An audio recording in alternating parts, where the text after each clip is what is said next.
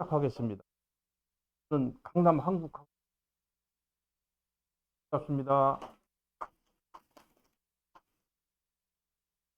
정말 이 좋은 시간에 자녀들 입시 때문에 나오셨습니다. 감사드리고요. 또 한 번 더 세게 한번 쳐보실까요? 좋습니다. 네. 오늘 보은고등학교 대신 학습 전략 설명. 사실 우리가 설명회를 대신 학습에 대해서 2주 전부터 이렇게 지난주에는 오전 11시부터 9시까지 5개 학교, 오늘은 11시부터 마지막 4개 학교. 저희가 이렇게 설명회를 하는 이유는 이 제도가 딱 변한다는 거예요. 한 해 한 해가 다르게. 더군다나 이 우리 세종은 교육 환경이, 경쟁 양상, 작년과 금년이 다르고, 불과 한 3년 전부터 2년 말로 표현할 수, 입결도 엄청나게 좋아졌어요. 4년 전까지만 해도 미래가 보이지 않을 정도 입결이 안 좋아요. 광역시도 몇 등 했겠어요. 그걸 했는데 앞이 보이질 않았었죠. 근데 지금 불과 몇 년 만에 엄청나게 지금 아마 가장은 지역 인재 선발 전형가 됐을 거예요. 그 지역 인재 선발 전형은 지금은 이번 대학 1학년 들어간 학생까지는 지역 인재 선발 전형으로 해서 지방 거점 국립대학 여기까지만 해당이 됐어요.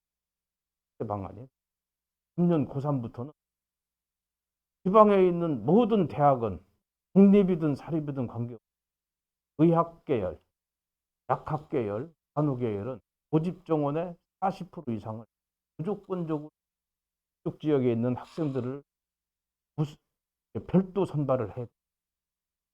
이렇게 규정이 바뀌어. 그런 환경이 조성되면서 세종시 일반 고등학교 학생 상위권의 대신 경쟁 겨우 그러다 보니까 또 선생님들은 전별을 4%만 1등급을 내. 얼마나 힘들까. 문제 난이도 조절 많이 하고. 그러다 보니까 난이도 조절이 제일 쉬운 건 뭐예요? 어렵게 낼수록 조금만 쉽게 내면 만점이 많이 나오기 때문에 어려워질 수밖에 없는 거예요. 세종시 내신이 드디어 상위권 쪽에서 보면 수도권의 표현을 이렇게. 과거에 모의고사 2등급만 맞아도 내신 1등급이 어렵지 않았었는데 모의고사 1등급 맞아도 내신 2 정도로 잘하는 학생들이 많이 늘었다. 그럼 아마 오늘 설명에서 들으시겠지만 입시 제도에서 언제까지는 정시가 확대돼서 수시가 별로 중요하지 않을 것 같았고, 그래서 내신이 별로 뭐 그렇게 생각했었는데 여기 지금 1, 2년 전부터 내신이 중요한, 설명에서 또 그런 말씀을 드립니다. 어쨌든 저희가 사실 2017년도 10월 20일에 와서 개강을 했습니다.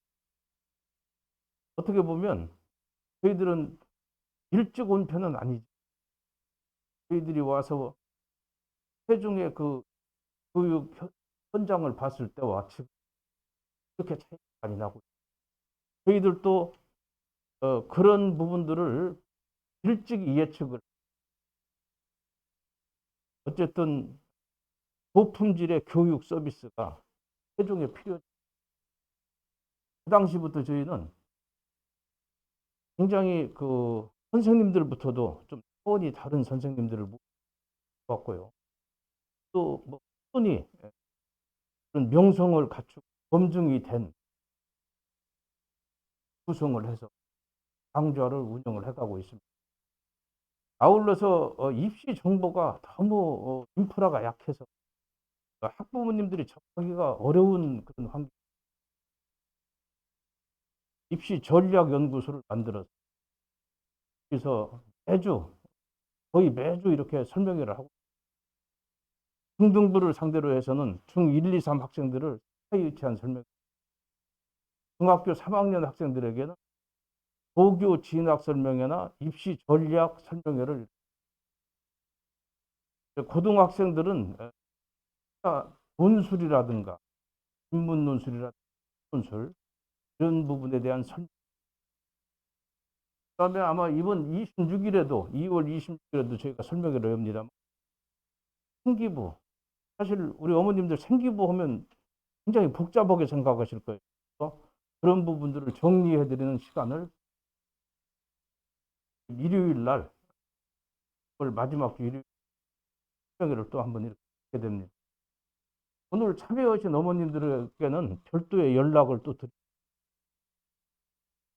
이렇게 좀 품질이 있는 그런 교육 서비스 제공을 해서 뭔가 그 잠재력 있는 학생들에게 선도를 해줘야 되지 않겠습니까?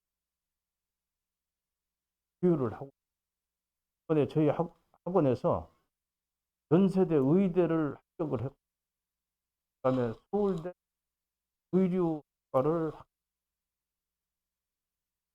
우리 세종에서도 의대 약대가 그렇게 어렵지가 않아요.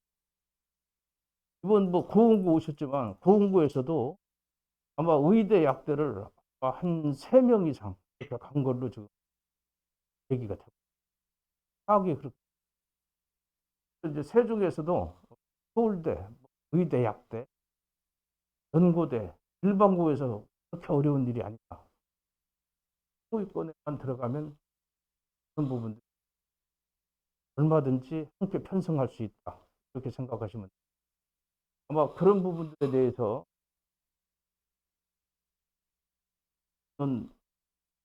순서를,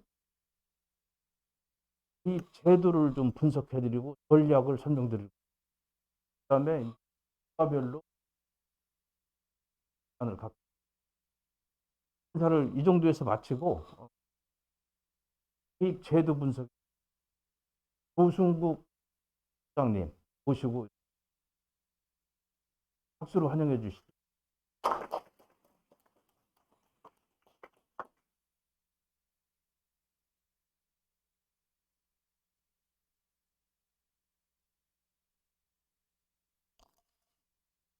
안녕하세요. 예, 강남한국학원 입시전략연구소 소장 고승국입니다. 반갑습니다. 제 프로필인데요. 예, 들어보셨는지 모르겠지만 메가스터디, 뭐 이투스 이런 곳에서 메이저급 재종반에서 국어 강의를 했고요. 한 15년 했습니다. 그리고 그 학원에서 입시 컨설팅까지 담당하고 있었어요. 입시 설명회 엄청나게 많이 했습니다. 외부에서도. 네, 오늘은 국어 시간 해야지만 그나마 제 스스로가 만족이 되는데 오늘은 그럴 시간이 없거든요. 왜냐면 이제 고운고 과목별 설명회가 뒤에 이어지기 때문에. 그래서 핵심적인 말씀만 좀 드릴게요. 자, 어느 정도는 이 입시 구조를 좀 아셔야지 이 학생들과 대화를 좀 나눌 수 있어요. 이제 고등학교 1학년 정도 되면 특히 남학생들, 여학생도 그렇지만 엄마하고 잘 대화 안 하려고 합니다. 엄마가 뭐 얘기하려면 엄마가 뭐 하라 뭐 이렇게 접근하죠. 내가 알아서 한다고 뭐 이런 거잖아요. 그러면 어떻게 접근해야 되냐면요, 입시를 갖고 접근해야 됩니다. 지역인재 전형이라는 거, 뭐 이런 식으로, 야, 우리 학종에서 생기부가 이렇다는데, 이렇게 얘기해야지 엄마가 좀 있어 보이고요. 네. 그리고 대화가 되는 거지. 아무것도 모르면서, 그냥 공부만 하라고 해봤자 잘 안 먹힙니다.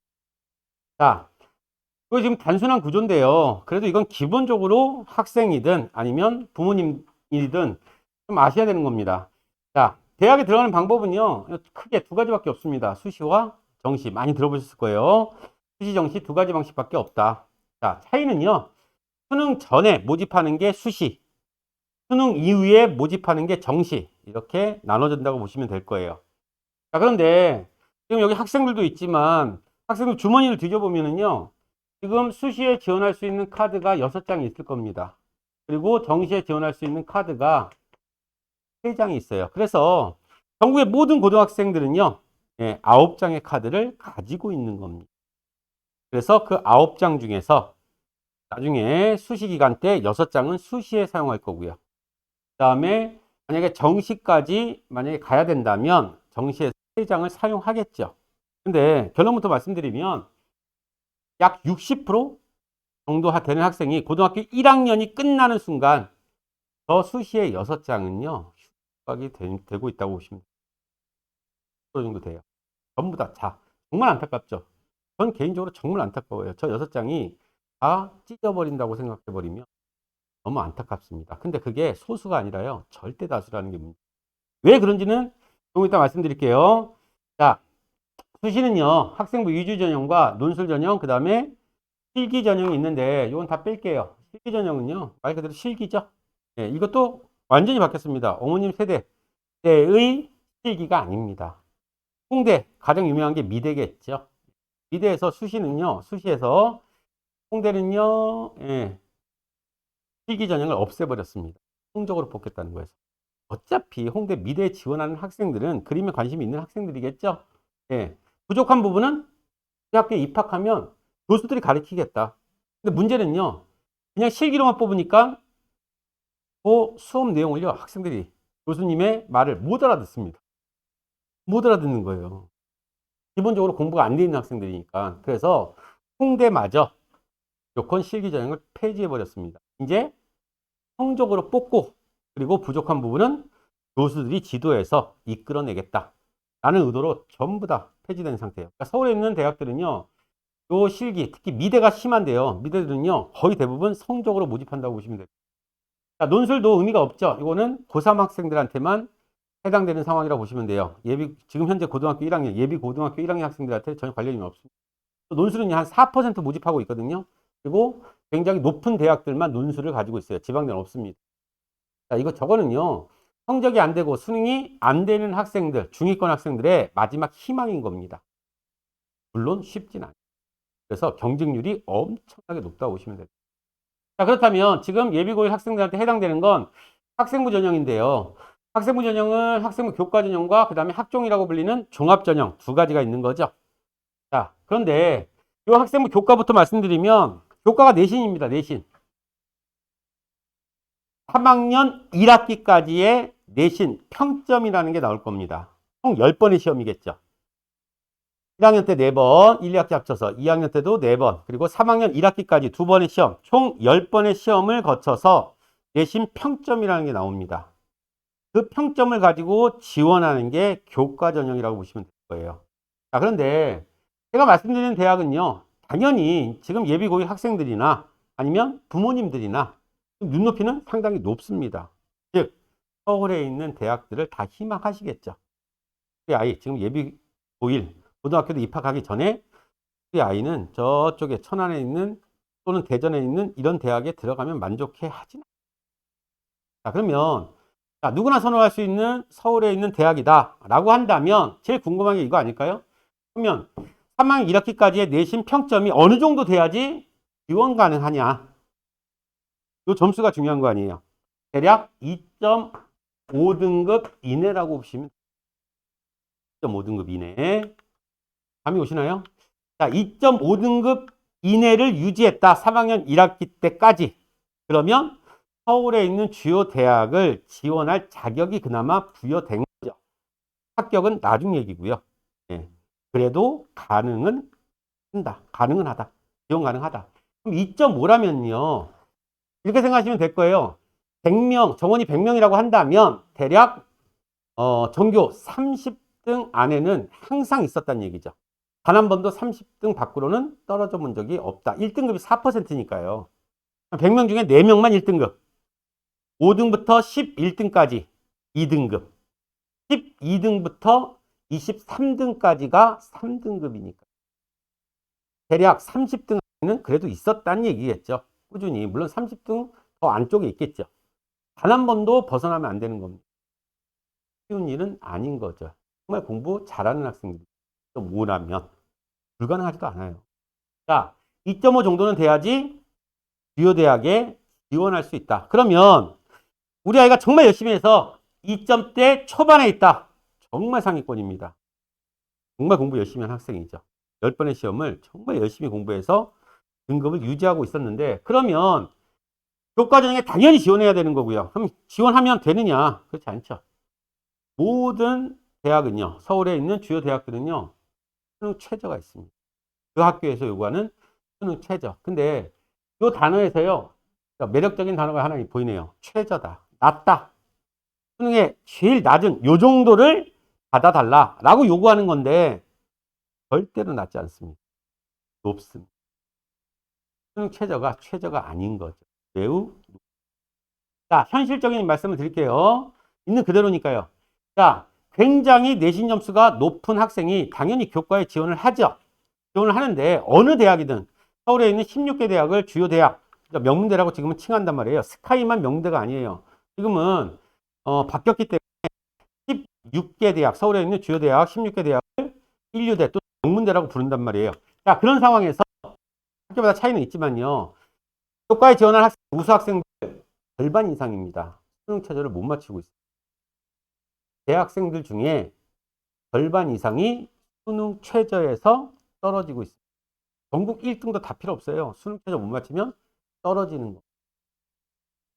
수능 최저가 상당히 높게 설정되어 있다고 보시면 돼요. 대학생들이 수능 최저를 잘 못 맞춥니다. 그러면 또 이해가 안 되실 거예요. 아, 이 정도인데 2점대 초반이라면 엄청나게 높은 점수예요. 정말 상위권을 3학년 때까지 유지를 한 학생인데, 그런데 그 학교에서 요구하는 수능 최저를 왜 못 맞히냐는 거죠. 왜? 그것도 한두 명도 아니고요. 절반 이상이요. 이유는 하나밖에 없습니다. 내신만 준비한 거죠. 내신과 수능은 별개입니다. 따로 공부하셔야 돼요. 내신을 아무리 잘 열심히 했더라도 수능과는 별개일 수 있어요. 특히 국어가 제일 심하고요. 그거는 완전히 다른 겁니다. 즉, 내신은 범위가 있는 거 아니에요. 이번에 여기까지 배웠고 이 부분이 시험 범위고 그 안에서 출제를 한다라는 게 내신이고요. 수능은요, 범위라는 게 없고요. 그리고 학생들이 알고 있는 모든 문학 작품은요, 절대로 수능에 나오지 않습니다. 뭐 별짓을 다 해도요, 내가 아무리 어마어마한 공부를 하더라도 내가 알고 있는 문학 작품들, 그게 시든 소설 또는 비문학이든 절대로 수능에 나올 수 없어요. 제가 좀 낫지 않을까요? 아마 예비고일 학생들에 비해서 제가 한 100배 정도의 문학 작품을 봤을 거예요. 100배도 넘을 수 있어요. 근데 수능을 볼 때마다 처음 보는 작품, 저 역시. 아는 작품 없, 저 역시요. 하지만 왜? 푸는 방법이 있습니다. 지금 저하고 같이 공부하는 학생들이 지금 수능을, 그걸 접근하는 방식을 배우고 있는 거예요. 그게 준비가 되지 않으면 내신만 갖고는 수능 최저를 맞출 수, 완전 별개라고 보시면 돼요. 근데 이 학생들은요, 정말 내신 때 열심히 공부를 한 거고, 수능은 일을 안 해놓은 거죠. 자, 그러다 보니까 학생부 교과에서요, 유일하게, 서울에 있는 유일한 한양대가 수능 최저가 없습니다. 딱 하나 있는 거예요. 한양대는. 그러면 한양대는 수능 최저가 없기 때문에 합격생들의 내신 평점을 보면은요, 1점대 초반에 있습니다. 내신 평균이요. 엄청나게 높습니다. 왜 이런 현상이 벌어지느냐? 1점대 초반이면요, 한양대 안 쓰죠. 연고대를 쓰던가 아니면 의대 지원도 가능합니다. 굳이 한양대, 아니, 한양대 어마어마하게 높습니다. 맞는데, 1점대 초반이면 이 정도의 합격선이라면, 그러면 약대를 저는 한번 권유할 것 같아요. 약대 한번 써보자. 근데 왜 그 학생이, 의치안도 아닌, 그것도 연고대도 아닌, 그것도 성대도 아닌, 서강대도 아닌, 왜 6위권에 있는 한양대를 지원했느냐? 이유는 하나, 고등학교 3학년 정도 되면 본인이 압니다. 내신 점수는 너무너무 높은데도 불구하고 그 많은 모의고사를 통해서, 아, 나는 그 학교에서, 성대에서, 고대에서 요구하는 최저를 맞출 수 없을 것 같다라고 판단한 거죠. 판단이 됩니다, 다들. 그러다 보니까 한양대로 몰려버리죠. 그러니까 경쟁률도 상당히 높고요. 그 중에서 또 합격생들은 당연히 내신 평점이 높을 수밖에 없죠. 항상 높습니다. 수능 체제가 없기 때문에. 근데 그건 한양대 얘기고요. 다른 학교들은 수능 체제를 모두 가지고 있고 그 수능 체제가 만만치 않다는 얘기죠. 따라서 자, 수능 최저를 위해서 그다음에 내신을 위해서 둘 다 연습을 하셔야 됩니다. 공부를 해야 되는 거죠. 수능도 공부해야 되는 겁니다. 1학년 때부터. 3학년 때 수능을 시작한다? 말도 안 되죠. 그리고 또 수능을 지금 어느 정도 준비를 조금씩 해나가지 않으면 내신 문제도 풀 수 없어요. 지금 내신은요, 내신형 문제와 수능형 문제 이렇게 섞어서 냅니다. 내신형 문제는 단순하게 생각하시면 돼요. 배운 작품 안에서 무조건 출제를 하겠다는 거죠. 수능형 문제는요, 이 작품을 가지고 다른 작품에 적용하겠다. 이건 알지만 다른 건 모르는 거죠. 이건 수능형이 되는 겁니다. 근데 변별은 어디가 가지고 있어요? 수능형 문제가 변별을 가지고 있어요. 따라서 수능을 잘 모르면 내신도 따기가 쉽지 않습니다. 물론 비율은 다르죠. 제가 알기로는 고은고 같은 경우에는 한 8대2 정도 될 겁니다. 내신형 문제에 8. 이따가 뭐 자세한 얘기는 보호 선생님이 말씀하시겠지만 수능형 문제가 한 2 정도 돼요. 근데 20%라도 수능형 문제에서 변별이 생기기 때문에 접근하는 방식을 알아야 됩니다. 자, 그 다음에 학종이 학생부 전형에서 학종이라는 깜깜이 전형이 있습니다. 이걸 왜 깜깜이 전형이라고 하느냐. 학생부 교과는요, 내가 왜 떨어졌다면 왜 떨어졌는지 알 수 있습니다. 합격생들도 내가 왜 합격을 했는지도 알 수 있고요. 그리고 대부분의 학교가요, 전부 다 공개를 합니다. 성적을 다 공개해요. 근데 학종은요, 어느 학교도 공개를 하지 않습니다. 내가 왜 떨어졌는지, 붙은 학생은 무슨 이유 때문에 붙었는지 전혀 알 수가 없는 게 학종이죠. 자, 학종에서 가장 중요한 건 비교과 생기부입니다. 생활기록부요. 자, 생활기록부가 가장 중요하고요. 아마 좀 어디에서 들으신 분들이 이런 말씀하세요. 내신 성적은 서울에 있는 대학에서는요, 학종에서 내신은 반영되지 않는다고 하던데요. 생기부만 반영되고 생기부가 가장 중요하다고 하던데요. 100% 맞는 얘기입니다. 근데 더 깊이 있는 내용은 잘 모르시는 거죠. 자, 요 내신은요, 점수화되지 않습니다. 어느 대학도요. 그러니까 몇 등급이다에 따라서 점수를 부여하지 않아요. 너는 내신 1등급 되니까 이 정도의 점수, 3등급이니까 이 정도의 점수, 이런 게 없습니다. 점수화되거나 수치되는 게 아니에요. 아닌 겁니다. 제일 중요한 건 생기부. 생활기록부의 준말인 생기부인데요. 다행인지 불행인지 엄청나게 많은 변화가 올해 생겼습니다. 시장을 보시면 올해부터요, 생기부에 기록되는 요소들이요, 전부 다 폐지됐습니다. 90% 이상 폐지됐다고 보시면 될 거예요. 작년까지는 꽤 많이 남아 있었는데 이제 예비 고1 학생들한테 첫 적용되는 거겠죠. 그러니까 지금 고3들, 현 고3 그리고 고2 되는 학생들, 고1 되는 학생들 전부 다 해당되는 겁니다. 자, 여기 보시면 수상실적 이제 반영되지 않습니다. 올해부터예요. 올해부터 반영되지 않는다. 수상실적이라는 게 뭐냐면요. 있잖아요. 제가 본인이 로봇에 관심이 있다. 공부는 못한다. 근데 로봇대회에 가서 막 상 받죠. 나는 글 쓰는 데 관심이 있어. 대회 나가서 대상 받아옵니다. 여기저기에서. 그러면 성적이 조금 안 좋아도. 어차피 학종은요, 성적이 중요한 게 아니었죠. 반영도 안 되고요. 그걸 입학사정관들이 엄청나게 좋아했습니다. 그런데 이제는 반영되지 않습니다. 외부에 어떤 대회를 나가서 상을 받든 전혀 기재되지 않아요. 자, 자율동아리 역시 반영되지 않습니다. 자율동아리가요, 학교 동아리는 무조건 들어야 돼요. 유명무실합니다. 아무 필요 없어요. 물론 동아리는 다 들어야 됩니다. 어떤 동아리 들든 상관이 없어요. 그 자세한 얘기는 혹시 시간이 되시면 꼭 다음 주에 오셔가지고요, 생기부에 대해서 꼭 들으세요. 관심 있으신 분은. 자, 그런데 아무튼 자율동아리 아무 필요가 없어요. 자율동아리가 뭐냐면요, 부모님의 재력과 그 다음에 외부의 도움을 받아서 동아리를 만들었죠. 외부에서. 그리고 그 동아리 장이 돼서 끌어가는 척을 한 겁니다. 그게 가능했어요. 물론 재력도 필요했고요. 그 재력을 통해서 외부의 힘을 빌려와야죠. 그리고 큰 역할을 하지도 않았으면서 이끌어가는 척을 했죠. 그러면 입학사정관들은 잘 모르잖아요. 그러니까 그거를 뭘로 봐요? 조직을 이끌 수 있는 리더십으로 본 거예요. 근데 폐지됐어요. 자, 외부 봉사활동. 학교 내 봉사활동이 아닌 학교 밖에 봉사활동 몇 시간 했느냐? 아무 의미가 없습니다. 반영되지 않고요. 그 다음에 독서가 가장 중요했습니다. 입학사정관들이 가장 중요하게 여기는 게 책이었어요. 책. 그리고 논문. 조민이 이걸로 들어갔습니다. 네, 조민이 이 논문으로 들어간 거예요. 그 논문이 문제가 있다라고 지금 나오고 있는 거고요. 이게 그렇게 중요한 요소였는데 반영되지 않습니다.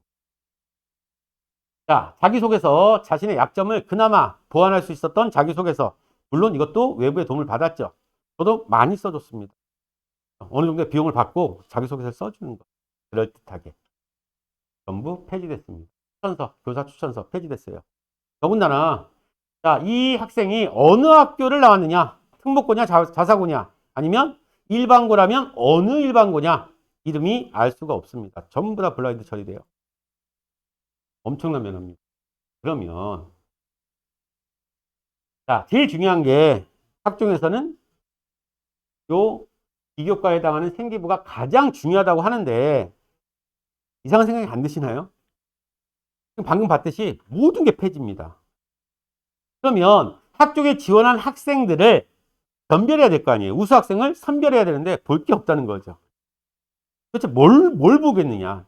전부 다 기재하지 않고 폐지된 상황에서 뭘 기록할 것이며 입학사정관들은 어떤 부분을 중점적으로 봐야 되느냐. 볼 게 없다는 얘기죠. 그래서 예전에도 있었지만 예전엔 의미가 없었죠. 왜냐하면 반영된 요소가 너무 많았으니까요. 근데 지금은 모든 것이 폐지된 상태에서 가장 중요한 요소는요. 혜택입니다. 세부 능력 특기사항의 준말인데요. 세특이 가장 중요한 요소가 됐다. 그럼 세특이 뭐냐? 자, 세부 능력 특기사항인데요. 이거는 각 과목 선생님들이 학생에 대한 평가를 기록해 주는 겁니다. 모든 과목 선생님들이 학생 개개인에 대한 평가를 내려주는 거예요. 그래서 아마 저랑 수업하는 학생들은 조금 뭐 들어봤을 텐데 무조건 고등학교 1학년 올라가는 순간, 학교 개학하는 순간 성향이 나는 누구에게 다가가는 성향이 아닌데 도적이라도 선생님 눈에 좀 띄어라. 좋게 띄어라. 자, 플러스 또 중요한 거. 절대로 수업 시간에 와서 돌면 안 된다. 선생님들 제일 싫어하는 거. 저도 싫어하는 거지만 모든 선생님이 제일 싫어하는 거. 보는 겁니다. 꼬박꼬박 절대로 좋은 생기부 볼 수 없어요. 그냥 일반적이고 평범한 생기부만 나오기. 악플 써주는 선생님 없어요. 악플은 없습니다. B가 산만하면 이거 예전에 학교 다닐 때 그런 건 없습니다. 가장 평이한 내용. 다시 말해서 그거 갖고는 입학사정관들이 보지도 않죠. 몇 번 읽다가 그건 의미가 없다라고 제껴버립니다. 가장 기본은요. 일단 수업 시간에 모든 수업 시간에 집중하고 졸면 안 됩니다. 그러면 생기부가 좋아지느냐? 그렇지 않죠. 이 기본이란 말씀이에요. 기본이고요. 중요한 건 과제, 수행평가 이런 것들이 중요해요. 아마 대부분 학생들이요. 인터넷 보고 짜집기 한단 말이에요. 그거 갖고는 안 돼요. 그래서 나중에 참고하세요. 지금은 그거를 다 보여드릴 수 없으니까. 그 한 장짜리 세특 제가 우수 사례 하나 드렸습니다. 정말 잘한 거예요. 그 학생은. 자, 아무튼 생기부 관리를 하려면 좀 신경을 써야 된다. 그런데요. 자, 교과는 수치화되거나 점수화돼서 반영되지 않는다. 학종에서는. 그런데요. 제가 컨설팅을 하면서 이 학종 때문에 어마어마하게 생기부를 많이 봤죠. 정말 많이 봤어요. 수천 장은 되지 않을까 싶은데. 그런데 일반고에서 자사고 특목고가 아닌 그냥 일반고에서요. 내신 성적이 썩 좋지 않습니다. 근데 생기부가 너무 화려해요. 제일 중요한 건 생기부니까요. 그런 학생 수천 명. 단 한 번도 못 읽어요. 단 한 명도. 우연이라도 기적적으로 한번 봤으면 좋겠는데 특목 자사고는 봐요. 보지만 일반고에서는 본 적이 없습니다. 자, 이게 무슨 말이냐. 성적, 교과가 좋지 않은 학생들은 생기부도 그렇게 좋지 않았다는 얘기죠. 상식적으로 우리가 생각해봐도 내신 성적이 안 좋다. 5등급 정도에 있다. 열심히 공부 안 했겠죠. 안 했겠죠. 그런 학생이 생기부 관리를 한다고요. 수업에 집중하고 막 좋은 생기부를 만들 수 있다고요. 수업에 집중하고 선생님하고도 관계가 좋고 수행평가 정말 잘해오고 이렇게 하기는 쉽지 않지. 따라서 자, 내신 관리가 잘 된 학생이 생기부도 따라서 좋아지더라는 거예요. 연동돼. 연동돼. 따라서 자, 수시 3학년 때 수시 기간이 되면 요 교과 성적이 좋은 학생들은요, 교과 6장을 쓰지 않습니다. 저 6장이잖아요. 6개 학교를 쓰는 게 아니라 이쪽에 한 3, 4개, 이쪽에 한 2, 3개 섞어 쓰는 거예요. 대부분이 섞어. 그러니까 성적대가 좋은 학생들은요, 한쪽에 몰지 않아요. 그리고 그게 합격 가능성이 더 커져요. 그러다 보니까 분산을 시키죠. 학종에도 일부 쓰고요. 교과에도 일부를 쓰는 거죠. 따라서 기본적으로 교과가 돼야 되는 겁니다. 합격이 돼야 돼요. 또 고등학교는요. 일단 고등학교의 존재 이유는 그렇게 아니겠지만 일단 입결이 있어야 됩니다. 그 학교는 서울에 있는 대학을 한두 명밖에 서울대는커녕 서울에 있는 대학을 한두 명밖에 입학 못 시켰다. 관심 바뀌죠. 어느 정도 입결이 있어야 되는 거예요. 자, 그런 상황에서 합격이 괜찮은 학생들은 교무회의 때 이미 담임 선생님한테 얘기하죠. 성적대가 이런 학생들은 교무회의잖아요. 모든 선생님이 다 있잖아요. 그런 학생들은 아무래도 눈이 한 번 더 가게 되고요. 그 다음에 똑같은 거라도 조금 더 생기부를 또 정성스럽게 다듬어 주죠. 왜요? 이 학생은 분명히 교과 점수를 가지고도 지원을 할 거고 생기부만 괜찮게 만들어 준다면 눈에 띌 거란 말이에요. 입학사정관들은요. 요 학종은요. 무조건 학생부 전체가 넘어가는 겁니다. 성적도 넘어가는 거예요. 단순하게 성적이 점수화되지 않을 뿐이지 입학사정관들은 점수를 보는 겁니다. 볼 수 있는 거예요. 제가 깜깜이 전형이라고 말씀드렸잖아요. 왜 이 학생을 뽑았는지 알 수가 없습니다. 절대로. 우리 아이는 분명히 들어갈 것 같은데 학종이 될 것 같은데 떨어졌다. 왜 떨어졌는지 이유를 몰라요. 학교에 문의해봤자 안 가르쳐줍니다. 성적 정말 중요합니다. 학종도 중요합니다. 자, 요게 학생부 전형이 되고요. 자, 그런데 제가 그래도 교과에 지원할 정도면 인서울이라고 흔히 말하는 주요 대학에 지원하려면 2.5 정도는 된다고 했는데 모든 학생이 다 2.5에 들어갈 수는 없잖아요. 자, 그러면 대략 2.5에서 3.5 정도를 1학년 때 유지했다. 그래도 그 6장은요, 끌고 가야 됩니다. 안 돼요. 끌고 가야죠. 물론, 우리 아이가 한 3.3 정도 됐다. 라고 해볼게요. 1학년 때 3.3이다. 서울에 있는 대학에 요 성적만 가지고는 지원할 때는 없어요. 한성대도 지원해봤자 떨어집니다. 자, 그런데 모르는 일이잖아요. 3.5 정도만 되면 그걸 유지한다면 충북, 충남대도 지역인재 전형이라는 것도 존재하니까 지원 가능선입니다. 물론 당장은 충북, 충남대라는 국립대를 생각 안 하시겠지만 그래도 스페어 정도는 마련해 둬야 되잖아요. 충북, 충남대 진짜 좋은 학교입니다. 그러니까 스페어 정도는 맞는다고 생각하시고 그래도 3.5에는 있어야 되는 거 아니냐. 만약에 여기서 4.0으로 벗어났다. 그러면 충남대는 택도 없습니다. 그러면 인서울은커녕 요 가까이에 있는 그래도 국립대라고 할 수 있는 대학들은 어디든 지원이야. 자, 그러다 보니까 요 4점대 밖에 있는 학생들, 자, 4등급 밖에 있다. 그럼 4등급이라는 얘기는 전교 40% 밖에 있다는 얘기예요. 4등급까지가 딱 40%입니다. 그러면 100명으로 잡는다면 40등까지가 4등급 안에 있는 사람들이겠죠. 학생들. 이게 되죠? 그럼 60명, 나머지 100명으로 잡았을 때 60명들은 4등급 밖에 5등급, 6등급, 7등급 이 안에 있는 학생들입니다. 더 많은 거죠? 100명 중에 60명이 5등급 밖에 있어야 되니까요. 4등급 밖에 있어야 되는 거니까. 그 학생들이 1학년을 마치고 나서요. 그러면 이렇게 그 중에서도 일부 학생들은요. 이제 찾아옵니다. 상담을 찾아와요. 제가 생각을 잘못해서 너무 놀다 보니까 내신이 이렇게 됐다. 심각하다. 근데 부모님도 그렇고 본인도 그렇고 서울에 있는 대학은 정말 가고 싶다. 근데 1학년 때 이미 5등급에 있다. 5등급이면은요, 2학년 때 아무리 그 학생이요, 예, 뭐 과장된 표현으로 뭐 피땀 흘려서 어떻게든 공부를 해도 안 되는 겁니다. 만회가 안 돼요. 상쇄시킬 수가 없습니다. 올릴 수 있는 게 한계가 있단 말이에요. 올 1등급을 받았다라고 해도 안 돼요. 끝난 겁니다, 일단. 서울 거는 끝나버린 거예요. 그래서 저 6장이 없어지는 거예요. 자, 그러면 나머지 그 60%에 해당하는 학생들은 이 6장을요, 만약에 서울에 있는 대학에 가고 싶다 한들, 그렇다면 6장은 찢어버려야 돼요. 방법이 없는 거죠. 자, 그러다 보니까 일부 학생들은요, 어디에 눈을 돌리냐면 이제 정시 쪽으로 눈을 돌리는 겁니다. 이제 정시를 해야 되지 않을까요? 대안이 없다면 어쩔 수 없죠. 정시로 돌려. 이미 1학년 때 저 6장은요, 가 된 거고요.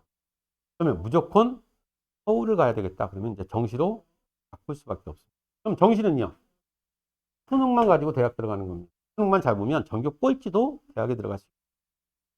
내신 성적은 반영되지 않으니. 정시에 지원할 수 있는 카드는 석장이 있는 거죠. 가나다군이라고 해서. 자, 그러면 왜 부모님들도 그렇고 학생도 그렇고 수시를 포기하고 이제 정시로 눈을 돌리게 되느냐. 이유가 있죠. 수시는요, 대략 한 55% 정도를 모집합니다. 그리고 정시는요, 40% 이상으로 알고 계시죠? 자, 이 수시에서 모집하지 못한 학생들이 많이 이월됩니다. 매년. 이월되다 보니까 정시 전형에서 모집 비율은요, 45%까지 늘어나고 있습니다. 그러면 우리가 딱 보면 거의 정시에서 절반에 좀 못 미치지만 그래도 절반 가까이는 정시로 모집하지 않느냐는 거죠. 그러니까 많은 학생들이 정시로 눈을 돌려버리는 겁니다. 저게 만약에 10%밖에 모집하지 않는다. 그러면 정시도 포기하겠죠. 네, 많이 뽑잖아요. 거의 절반에 가까운 사람들은 정시 전형을 뽑는 거고, 정시 전형은 수능만 잘 보면 되는 거 아니에요. 내신은 아무 의미가 없죠.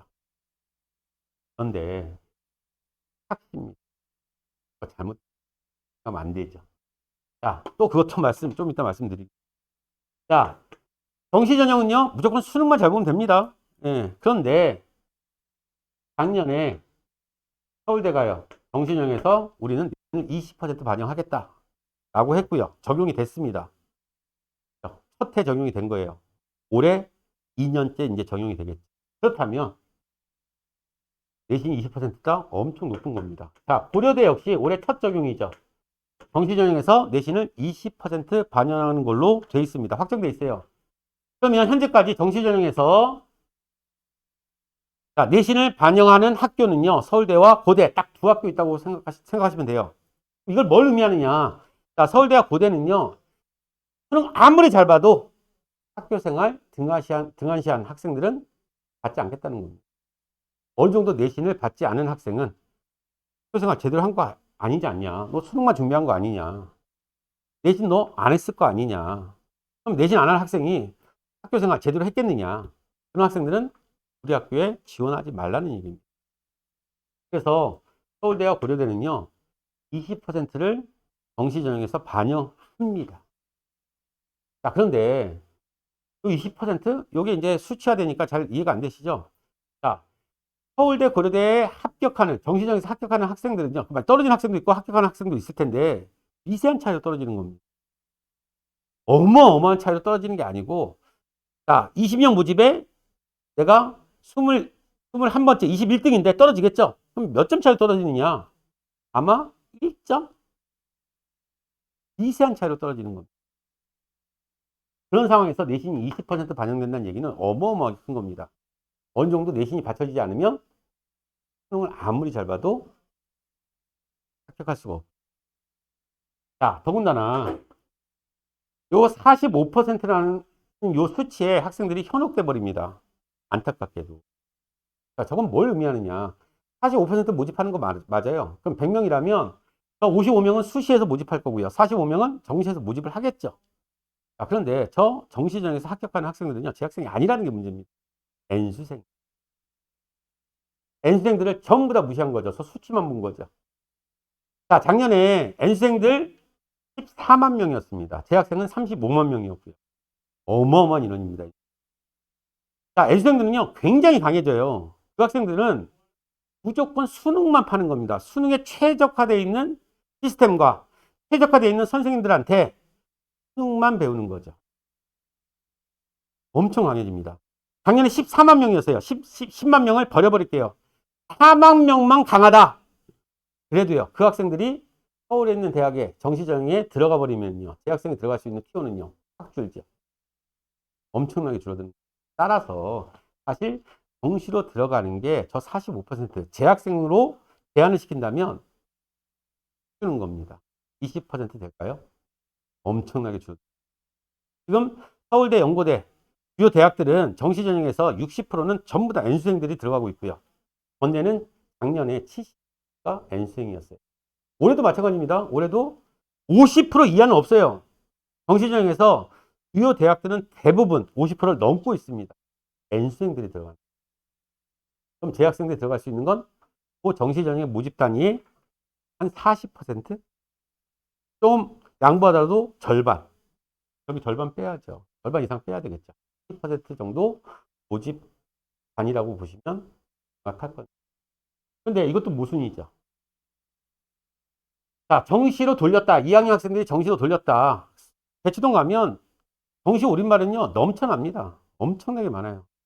그 학생들 왜 정시 전형에 정시 올인받으러 다 돌아섰느냐. 그렇죠. 이 내신 관리 안 한 거죠, 1학년 때. 전부 다 6장 저거 다 찢어버린 겁니다. 안타깝죠. 근데, 그러면 왜 수시를 포기하고 정시로 돌렸느냐? 내신 성적 안 좋으니까요. 왜 안 좋아요? 공부 안 했으니까요. 그럼 공부 안 한 학생이 아무리 내신이 어렵다 한들 수능을 따라갈 수는 없습니다. 수능이 월등히 어려워요. 그러면 수능보다 더 쉬운 내신을 준비하지 않았던 학생이 갑자기 더 어려운 수능 준비를 하겠다? 이것도 저는 모순이라고 봐요. 잘 안 돼. 제일 좋은 건 학생부 전형을 들어가는 거, 수도 들어가는 거. 카드도 2배입니다. 6장이나 돼. 지원할 수 있는 카드가 6장이나 됩니다. 제일 좋은 건 내신으로 가는 게 제일 좋아요. 내신 열심히 해서 생기부 관리하고, 생기부 관리법은 꼭 시간 나면 다음 주에 꼭 와서 한번 설명회를 꼭 들어보세요. 어떤 방법으로 생기부를 우리 아이가, 그러면 아이하고 이야기할 거리가 생긴단 말이에요. 앞으로도. 자, 그러면 교과를 통해서 생기부도 챙기고, 그 다음에 교과를 챙겨서 일단 수능 체제를 마치더라도 일단 내신이 돼야 될 거 아니에요. 내신이 안 되는 학생이 그 학교에 지원해서 수능 체제 맞춰봤자 여기에서 광탈할 테니까요. 내신 관리가 돼야 되는 겁니다. 또 지금 정시전형에서 서울대와 고려대만 내신 반영이 있잖아요. 언제 연대가 그 밑에 서성환이 중경외시 이 학교들이 우리 정시전형에서 내신을 몇 % 반영하겠다라고 발표할지 모릅니다.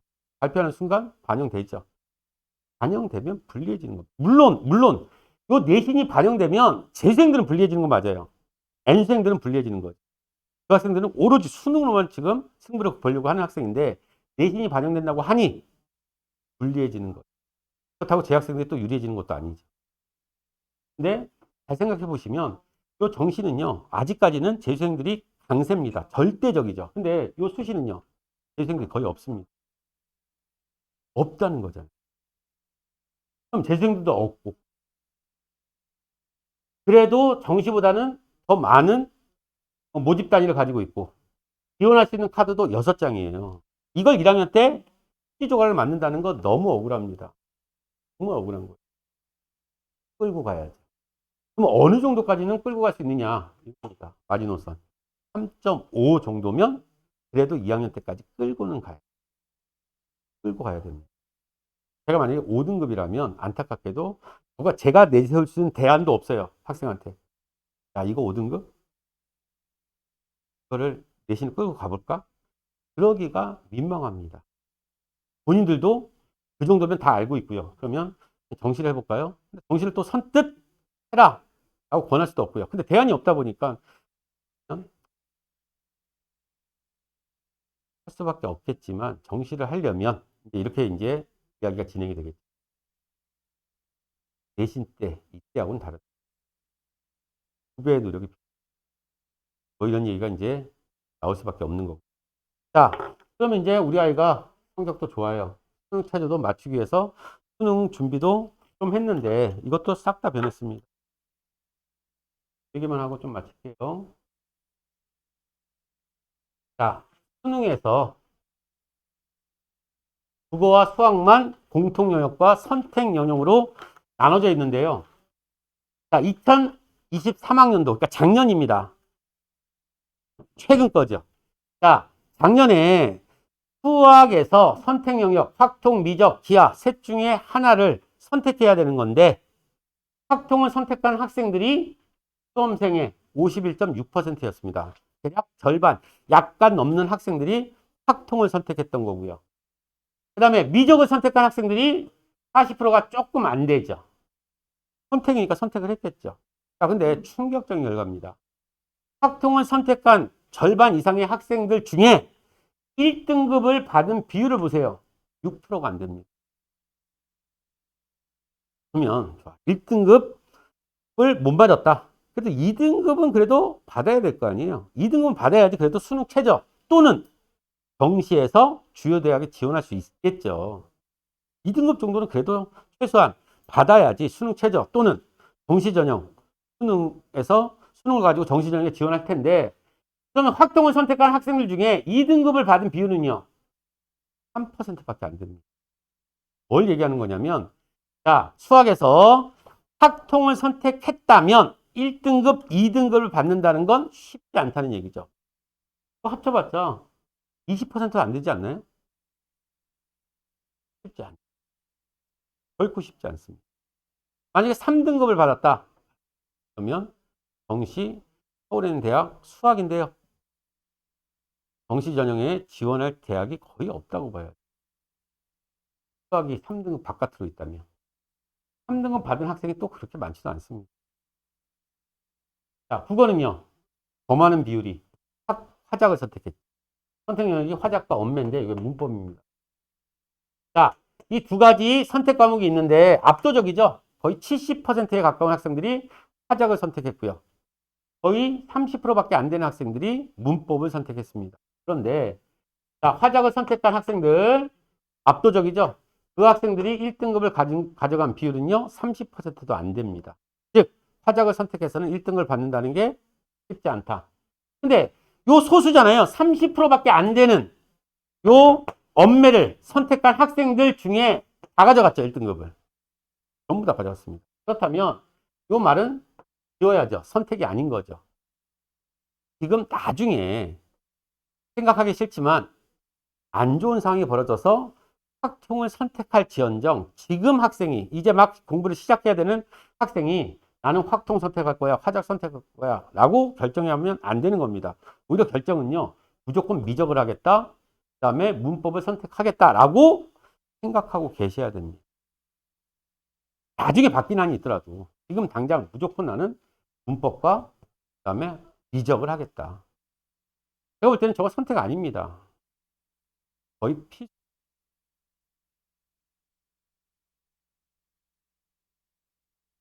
더군다나 고운이잖아요.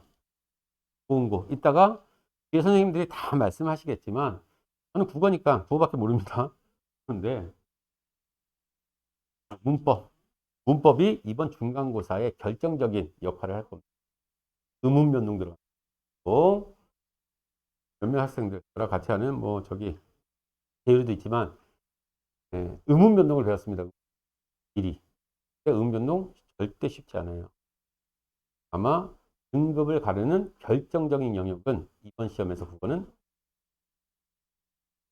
자 여기까지 제가 설명을 마치고요. 더 궁금하신 게 더 많으셔야 됩니다. 앞으로도.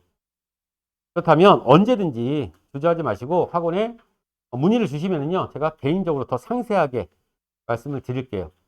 이상 설명을 마치겠습니다. 감사합니다.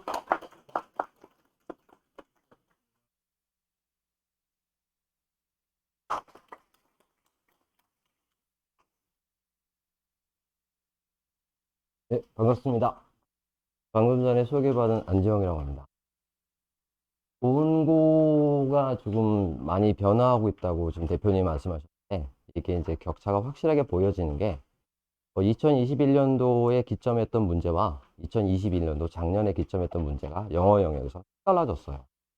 자, 그 달라진 계기체가 있었는데, 그 학교에 어떤 새로운 한 분이 선생님이 부임해 오셔서 전체 체계가 확 달라졌습니다. 일단 보은고가 그 전에 지망했던 부분들은 어떤 부분을 많이 시작했냐면 전과 후가 다 동일해요. 다 수능형 스타일, 수능형 스타일.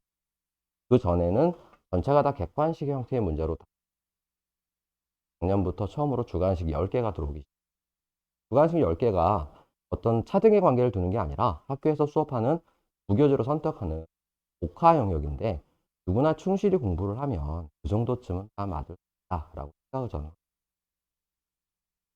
일반적으로 출제 범위를 보시게 되면 2001년도를 기점으로 해서 거의 다 항상 교과형 지문입니다. 이제 교과 지문입니다. 이 교과 지문보다는 외부 지문이 월등하게 많잖아요. 이 기조는 그대로 유지가 될 것 같아요. 근데 이제 2021년에 서술형 어휘 문제가 10개가 들어갔다는 차이입니다. 난이도별로를 봤었을 때 난이도는 보통 중정도의 수준이라고 저는 생각이 드는데 기본화된 내용에서 서술형 부분들에 대한 내용들은 좀 상세하게 뭐 이렇게 어떤 형태가 뭐 적어내느냐 이런 게 아니라 그냥 어휘의 단답식 형태예요. 그 제시된 복화 내용에서 충분하게 아이들이 평상시에 숙지하고 그다음에 외우고 반복되는 과정을 그냥 누구나 다 만점.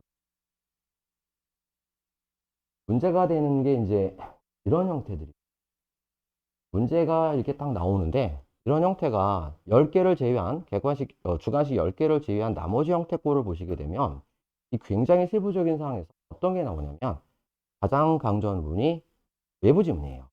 여기서 특히 이제 중요한 부분이 하나 있는데 학교에서 외부로 선택하는 교재가 올림포스라는 EBS 교재가 먼저 들어가요.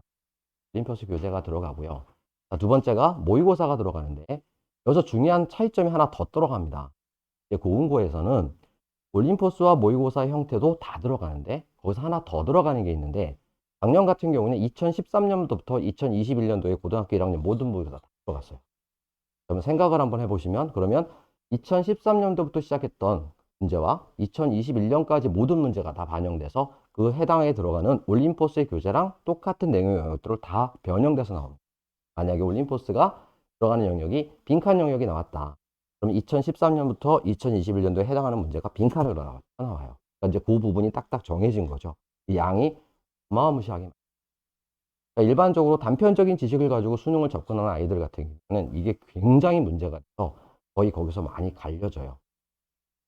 어휘는 막 노력한다고 막 해서 맞잖아요. 그런데 그 나머지 문제들에서 그 나머지 문제에 해당하는 상당 부분들이 그 모의고사에서 기출된 문제 유형을 가지고 출제에 들어가고 아니면은 우리가 흔히 말하는 EBS 문제를 가지고 출제를 들어가는데 그 문제가 그대로 나오진 그 문제는 그대로 나오지 않고 반드시 변형을 통해서 나오기 때문에 난이도가 가면 갈수록 이제 그 제가 처음에 설명드렸던 어휘 문제 형식입니다. 어휘 문제 형식은 문제가 출제되는데 이건 이제 그냥 복화에 나왔던 내용을 충실히 공부하면 누구나 다 맞을 수 있어요. 겁을 낼 만한 이유는 없습니다. 그리고 이제 고운고가 지는 또 강점 중에 하나가 어법이에요. 어법이 역배점을 둡니다. 역배점을 두는데 어떤 거는 굉장히 고배점을 둬가지고 문제에 대한 내용을 좀 어렵게 만들기도 하고 그러는데 일반적으로 이 세종시가 2022년에 가졌던 가장 커다란 강점 문제가 어법과 어휘입니다. 그 일반적으로 수능에서는 가장 어려운 킬러 문항이 빈칸의 영역인데 그 빈칸의 영역을 고운고는 조금 약간 좀 내리고요.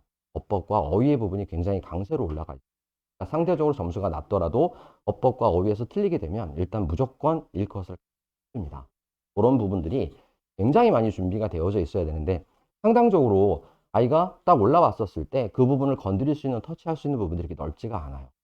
자, 그래서 이제 고운고의 학생 같은 경우에는 어떤 관리가 들어가야 되냐면 학생에 맞게끔 관리가 들어. 학생의 어떤 부분, 어떤 학생들은 리딩은 굉장히 잘해요. 리딩은 굉장히 잘하는데 얘가 문법적인 내용을 들어가거나 문법을 탈 때는 굉장히 많이 힘들어한다는 얘기입니다. 그럼 그런 부분들에 대해서 전체적으로 허리를 잡아줄 때 공통된 내용을 가지고 강의를 땅 쳐버리면 그 아이들은 다 죽어버려요. 리딩은 쫓아가겠죠. 하지만 어법적인 부분에서 해당 사항이 안 되기 때문에 쫓아올 수가 없습니다. 그래서 그런 부분들에 대한 내용을 제가 맞춰주는데 저는 항상 이렇게 강의를 시작합니다. 그래서 이적인 부분에서 제가 먼저 전체적인 강의를 다 조감을 해서 2라는 부분을 가지고 학생들은 항상 8이라는 강의, 개별 관리를 제가 따로 들어갑니다. 그래야지만 학생들을 체화할 수가 있어요. 어떤 학생들 같은 경우 중학교 때 상당수 많은 공부를 해왔기 때문에 당연하게 고득점을 받는 게 당연하고요.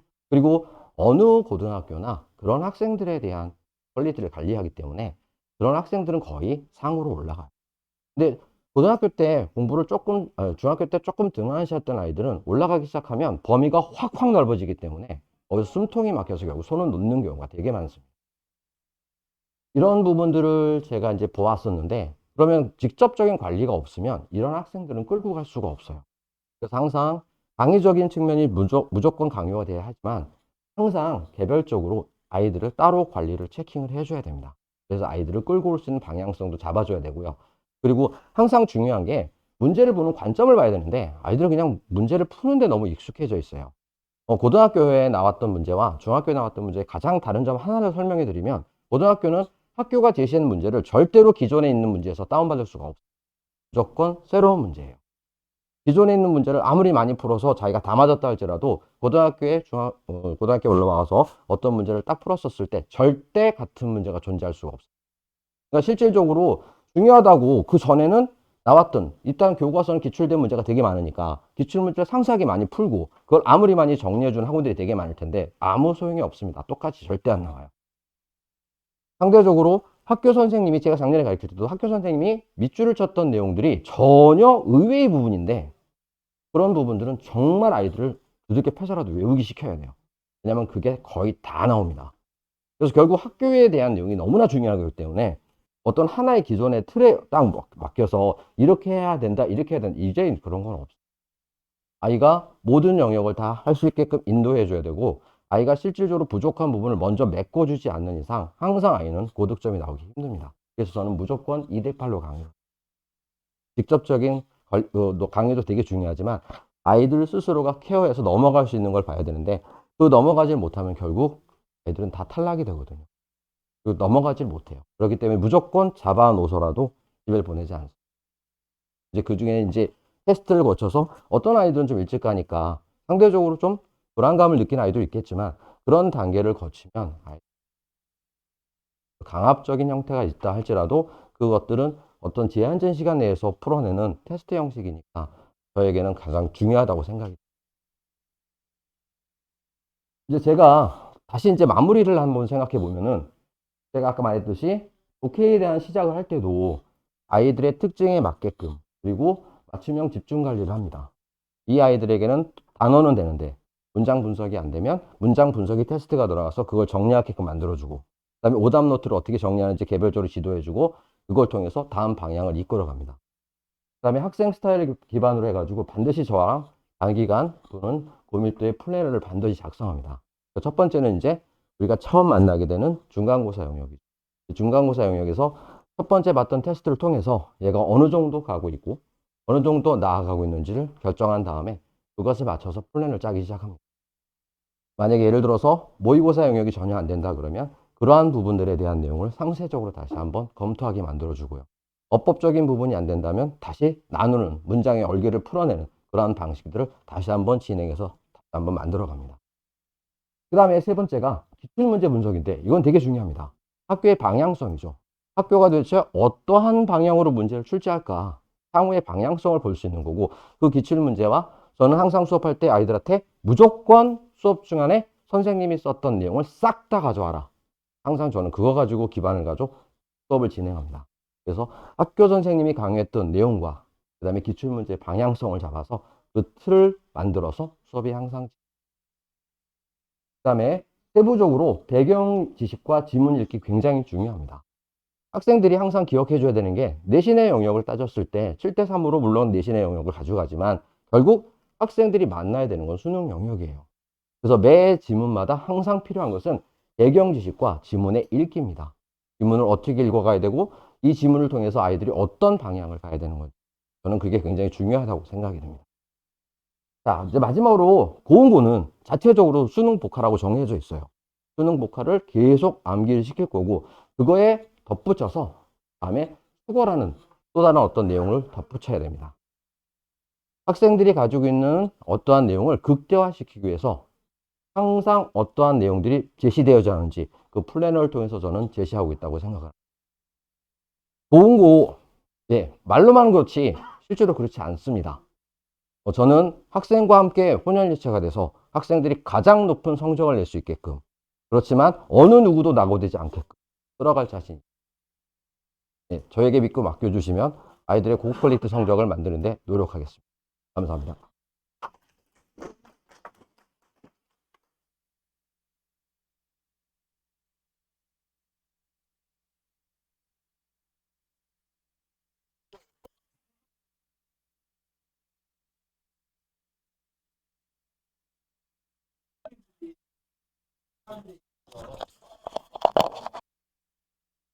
안녕하세요. 수학과 전현철입니다. 이제 지금부터 이제 고등고등학교 작년 1학기를 기준으로 해서 이제 말씀을 좀 드릴 건데, 일단은 먼저 문제수하고 난이도가 굉장히 좀 많이 나왔어요. 문제수가. 다른 학교 같은 경우는 19문제 정도 이렇게 나오고, 또 이제 뭐 21문제 보통 이런데 작년에 이제 24문제가 나와서 보면 이제 서술형이 없기는 했거든요. 다행히도. 그러니까 객관식이 22문항이 나오고 단답형이 이제 2문항이 나오고, 그 다음에 이제 문제를 배치를 보면은 1번부터 10번까지는 그냥 교과서에 나와 있는 개념 확인 문제들로 이루어져 있고, 그 다음에 11번부터 22번까지는 이제 개념 응용 문제 객관식으로 이제 이렇게 나온 거고, 22문제가. 그 다음에 이제 23번하고 24번이 단답형으로 나왔는데, 보통 학교가 문제수가 이렇게 많으면은 킬러 문제가 없든지, 문제 푸는데 시간이 오래 걸리니까 킬러 문제가 없든지 하는데, 이 학교는 킬러 문제가 단답형이 다 어려운 문제들 킬러 문제로 나왔고, 객관식 제일 끝에 있는 것도 이제 킬러 문제로 나와서 3문제가 나왔어요. 작년에 1등급이 80점이었습니다. 80. 근데 이제 24번 같은 문제는 맞춘 학생이 한 명도 없어요. 그러니까 24번 같은 거는 맞춘 학생이 한 명도 없고, 근데 이 고온고가 작년에 조금 이제 작년부터 그런 좋은 학생들이 많이 좀 학교에 입학을 하면서, 그 전까지는 제가 문제를 봤을 때 진짜 볼품이 없었거든요. 너무 쉽고 그랬었는데, 이게 작년에 갑자기 이렇게 변하면서 학생들이 이제 좋은 학생들이 이제 모이면서 올해도 이제 그렇게 될 거라고 예상은 하는데, 이렇게 문제수가 일단 나왔습니다. 요거 하나씩 한번 따져보면은, 자, 1번부터 10번까지는 이제 교과서 위주의 개념 확인 문제들이 나왔어요.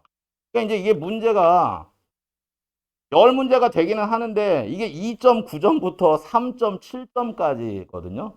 그러니까 10문제 이거를 다 맞춘다고 해도 35점밖에 안 되는 거예요. 근데 이제 이거 가지고 여기에서 시간을 오래 끌게 되면은 이 문제수가 많아서 뒤에서 애들이 이제 못 푼 학생들이 대부분, 그 24번 같은 것도 솔직히 만약에 시간만 있었으면 풀 수 있는 학생들이 분명히 있었을 거예요. 근데 이제 많은 문제를 풀다 보니까 24번은 건드리지도 못하고 풀지도 못하고 그런 경우가 많았으니까, 그래서 이제 이 맨 처음에 이 1번부터 10번까지는 일단 개념 공부를 철저히 좀 준비를 해야 된다. 그러니까 요즘에 학생들이, 제가 이제 지도를 할 때 개념은 좀 소홀히 하고 그냥 문제부터 바로 풀려고 하는 학생들이 되게 많거든요.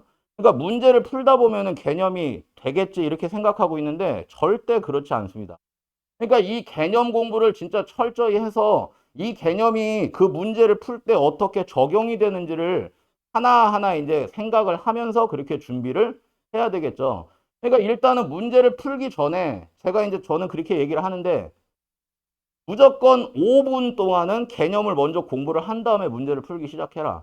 내가 다 알고 있어도 5분 동안은 개념을 먼저 공부를 하고, 그 다음에 이제 문제를 풀 때 개념을 보고 공식을 못 외워서 그걸 보면서 푸는 거는, 그거는 그냥 계산력을 공부를 하는 거지, 그게 무슨 맞추기 위한 공부가 아니기 때문에, 그래서 5분 정도는 먼저 개념 공부를 하고 그 다음에 이제 문제풀이를 시작을 하고, 여기 1번부터 10번까지는 분명히 맞출 수 있는 문제고, 그렇기 때문에 최대한 빨리 해결을 해야 됩니다. 그러니까 실수를 줄여야 되겠고, 그러니까 이제 평소에 많은 문제수를 풀어보면서 1번부터 10번까지는 그냥 딱 문제를 봤을 때 아, 이거는 이렇게 푸는 거, 이건 이렇게 푸는 거하고 바로바로 풀어야지. 한 15분 만에 해결을 하고 넘어가야지 그 다음 문제를 해결을 할 수 있는 시간이 충분히 마련이 될 것 같습니다. 자, 그 다음에 이제 두 번째, 11번부터 22번까지가 이제 객관식 문제가 나왔는데, 이 부분은 물론 교과서에 있는 부분도 있기는 하지만 모의고사 기출 변형 문제로 출제가 대부분 다 거의 그렇게 됐습니다. 근데 이 고운고등학교가 올해도 그렇게 될지 모르겠지만 학교 프린트를 줘요. 학교 시험 한 보름 전? 보름 전에 이제 학교 프린트를 줘요. 여기에서 문제를 어려운 문제를 내겠다 하고 요거를 프린트를 주고, 근데 이게 다 모의고사 기출 문제예요. 그 다음에 이제 부교재 올림포스 EBS를 쓰는데 이제 여기에서도 또 출제를 하겠다 해서 요 두 개에서 출제가 많이 되는데요. 근데 이게 애들이 이게 잘못된 생각이 요거 두 개만 공부하면 점수가 잘 나오겠지라고 생각하는데, 그래서 이제 우리 학원에서는 그래 이 기출 문제집, 저는 이제 이 기출 문제집을 애들한테 많이 풀리게 하는데, 못하는 학생들은 이것만이라도 해줬으면 좋겠다 하지만 잘하는 학생들은 이것만으로 1등급, 2등급이 나올 수가 없거든요. 이게 애들이 뭐 5번을 풀었어요 이렇게 얘기를 해도 그 학생들은 기억하는 건 그 문제에 대한 답만 기억하지, 그게 어떻게 변형이 되고 어떻게 되는지 그거는 생각도 안 하고 그냥 그 문제만 그냥 풀고 나는 답 맞았으니까 아, 시험 잘 볼 것 같다 이렇게 생각을 해요. 근데 이게 숫자만 바꾸는 게 아니고 문제의 방향도 바꾸는 거예요. 그냥 맨 처음에만 보기만 그냥 똑같이 나오지 아예 문제의 방향을 완전히 바꿔버리니까 그냥 요것만 준비한 학생들은 점수가 안 나왔겠죠. 그래서 이제 저는 잘하는 학생들한테는 요것만 하지 말고 기출문제집을 같이 병행하면서 하자라고 하고 지도를 하고 있습니다. 그러니까 이 부분은 요 두 개도 해야 되지만 기출문제집을 가지고 응용력, 그 다음에 사고력을 키우는 연습을 많이 해야 됩니다. 그러니까 이 부분도 어느 정도는 외워야 돼요. 그러니까 이 문제는 이렇게 풀어야 되고 저 문제는 저렇게 풀어야 되고 시간이 없으니까. 제일 중요한 게 잘하는 학생들이 24문제 나왔다 그래서 이거 100점 못 맞, 80점이 1등급이 나왔는데 애들이 한 뒤에 4문제 정도는 못 풀었다고 하더라고요. 시간이 없어서.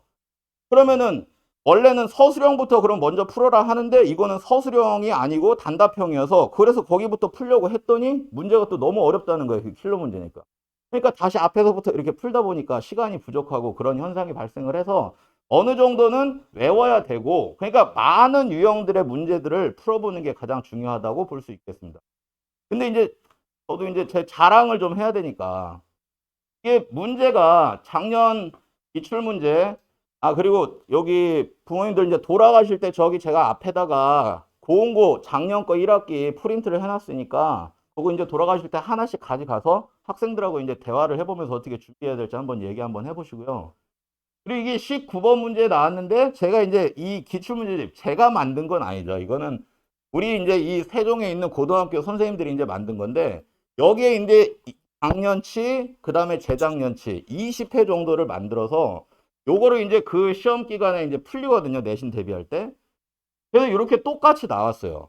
근데 똑같은 유형이라고 해도 이게 그림만 똑같은 거지 여기서는 넓이의 최대값, 내신 대비 예상 문제에서 넓이의 최대값을 물어봤지만 여기서는 아 똑같이 나왔네요. 넓이의 최대값. 이렇게 똑같이 나올 수도 있고, 그 다음에 이제 그 밑에 20번 같은 거 보면은 완전히 거의 똑같아요. 기출문제, 고운고 작년 거, 그 다음에 우리 이제 기출문제집에 있었던 거하고 비교를 해보면 거의 똑같은데, 이제 이런 길이의 합이나, 여기서는 XY의 개수를 물어보니까 방향만 바꿔주는 거거든요. 근데 푸는 방법은 똑같다가 이제 마지막에 답 찾는 방법만 다르기 때문에. 그러니까 요 기출문제집, 저는 진짜 기출문제집이 제일 중요하다고 생각하거든요. 제일 좋은 자료다. 이게 선생님들이 대충 만든 게 아니에요. 학교 선생님들도 진짜 날을 새서 그걸 어떻게 좀 변별을 하고 고민하고 해서 만든 문제이기 때문에 이 기출 문제집이 내신 대비할 때는 가장 중요한 자료다라고 제가 이제 감히 말씀을 드리고 싶습니다. 자, 이제 그 다음에 킬러 문제가 22번, 23번, 24번 이렇게 나왔는데 일단은 킬러 문제도 있었어요. 여기에 우리 그 내신 대비한 거에. 그러니까 이게 킬러 문제라고 해도 근데 이거를 이 문제가 이 예상 문제집에 한 2개 정도밖에 없는 거죠. 그러니까 많은 것들은 애들이 많이 풀어봐서 아는데 이거는 있어봤자 한 2개 정도 되니까 근데 나는 이걸 풀었는데 이거를 내가 왜 틀렸냐 이렇게 물어볼 수가 없어요. 그거는 어쩔 수가 없으니까. 그러려면은 이런 거를 이제 오답 노트 같은 걸 만들고 해야 되거든요. 이 문제집을 봤을 때 한 20회 정도 있는데 많은 유형의 문제들은 오답 노트를 안 해도 돼요.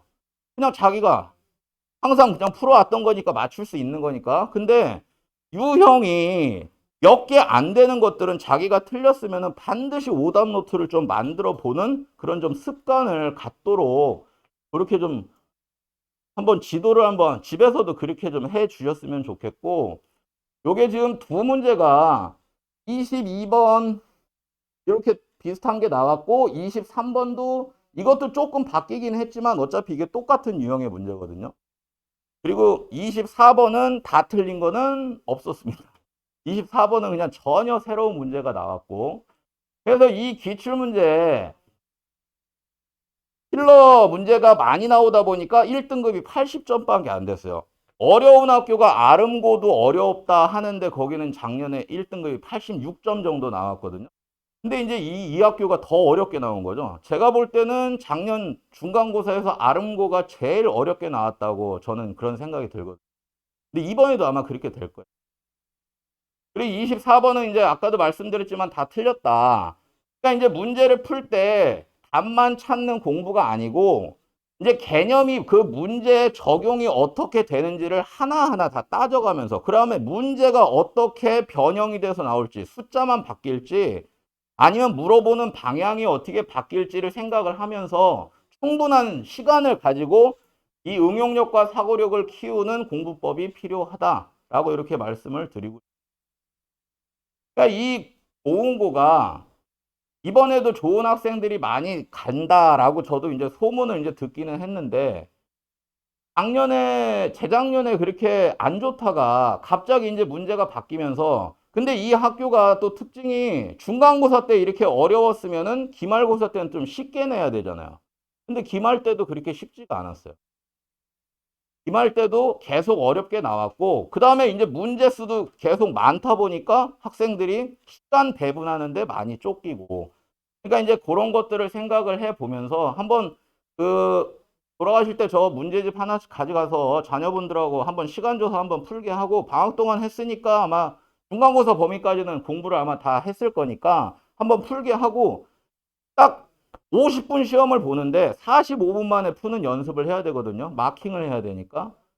그러니까 45분 만에 24문제를 다 풀 수 있는지 이게 저도 이제 가르치는 저로서도 이게 참 문제가 이렇게 나오는 학교는 어떻게 좀 힘들기는 한데 그래도 이런 비슷한 유형의 문제들이 나왔으면은 이런 것들이 이제 오답 노트를 만들어 보면서 그거를 자기 걸로 이제 만들도록 그러니까 이제 수박 겉핥기식으로만 공부를 해서는 안 된다는 거죠. 예전에는 여기가 문제가 쉬웠는데 진짜 문제가 많이 난이도가 좋아졌거든요.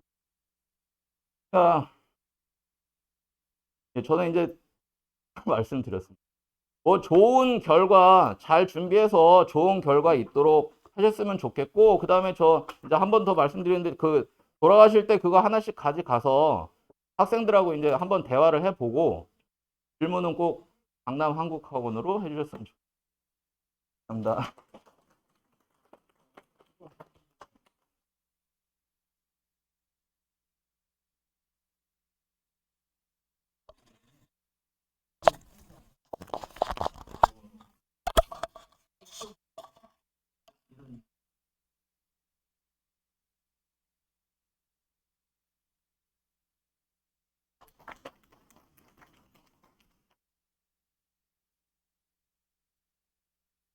인사 올리겠습니다. 강남학원 국어과 고등부 전호범이라고 합니다. 고맙습니다.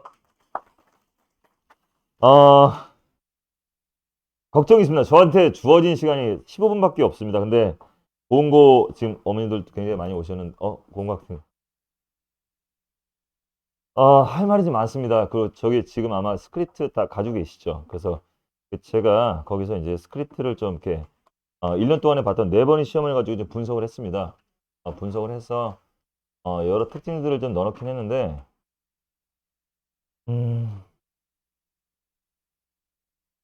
첫 번째 키워드 먼저 한번 보도록 하겠습니다. 키워드는 보면요, 첫 번째, 고응고, 근데 지금 그 스크립트는 없는데 제가 먼저 말씀드릴 게 하나가 있습니다.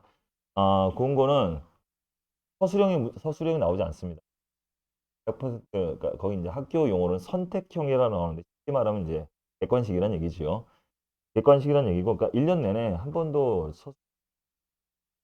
그게 이제 근데 어쨌든 근데 지금 제가 말씀드리는 거는 올해 그럴 것이다가 아니라 작년에 그랬었답니다. 왜냐하면 이제 학교 선생님 바뀌시거나 아니면 이제 교무과의 지도 방침이 달라질 수 있어요. 그거는 이제 앞으로 이제 올해 들어서 다시 또 서술형 볼 수는 있겠죠. 하여튼 제가 지금 드리는 말씀은 전부 다 작년을 기준으로 분석을 해야 되는 겁니다. 그게 대동소이에 할 거라는 가정하에. 예, 그리고 일단 두 번째 특징이요. 문항수가 적습니다. 문항수가 적어서 제일 많이 나왔을 때가 25문항이었고요. 적게 나왔을 때는 24문항이 나온 적이 24문항이 나온 적이 있었기 때문에 그러면 이제 한 문제당 배점이 기본적으로 4점이 되는 겁니다. 근데 이제 3점 몇 점짜리도 있을 수 있으니까 아마 제가 아는 선에서는 고등학교 1학년 그 내신 시험 중에서 배점이 좀 높은 수가 있었는데 그게 몇 점짜리였었냐면 그게 첫 번째 그래서 이거부터 먼저 전문항 객관식이 오히려 더 어렵다고 얘기하는 이유가 사실 그걸 보면 여기 그대로 나옵니다. 그렇죠? 2학기 기말고사는 제일 문제가 적었습니다. 24문항이 나왔어요. 그리고 나머지 3번의 시험은 전부 다 25문항. 그러니까 한 문제당 배점이 당연히 높을 수밖에 없어서 틀렸을 경우에 두 문제를 틀렸을 경우에 일이 상당히 큰 차이를 하게 죠. 그랬을 때 보시면 제가 느낀 바로는 작년에서 주관식이 나오는 학교를 빼고서 객관식 한 문제가 4.8점의 학교는 아마 제 기억이 없었던 거예요. 그러면 이렇게 점수 같은 문제인데 제가 1년 문제집을 다 봤거든요. 최저가 3.3점이었고 4.8점이면 같은 문제를 틀려도 한 등급이 차이가 분명히 날 수 있고 그래서 물론 이제 당연히 정배점입니다. 어려운 문제가 높은 배점이고 쉬운 문제가 저배점을 가지고 있을 수 있는데 4.8점은 객관식으로 보통 웬만해서는 그렇지 않거든요. 거의 5점에 육박합니다. 그리고 대체로 근데 이렇게 되다 보니까 대체로 한 문제는 4점씩 그러니까 이제 두 개만 틀려야 90점대를 마크할 수가 있게 되겠죠.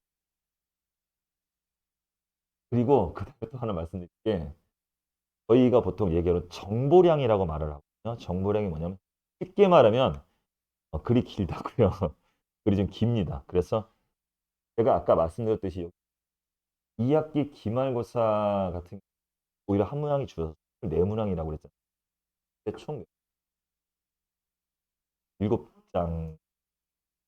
제가 지금 문제를 보여드릴 수는 없는데 그 한 문제와 한 문제 사이에 텀이 거의 없습니다.